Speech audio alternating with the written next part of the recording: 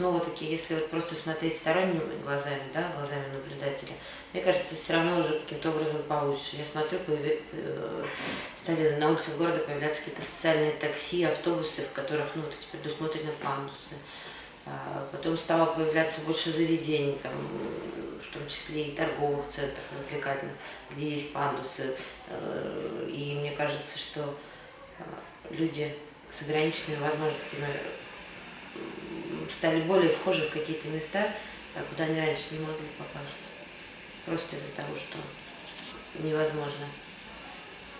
Знаешь, я не знаю, ну снимай потом, что вырежешь. Я просто помню на этот счет, когда мы в Доме быта работали, там, да, на втором этаже, у меня была клиенточка, она инвалид. И вот для того, чтобы ей попасть ко мне обслужиться, это была вообще катастрофа. Ты представляешь, как вот мы ее там помогали, тащили на этот второй этаж.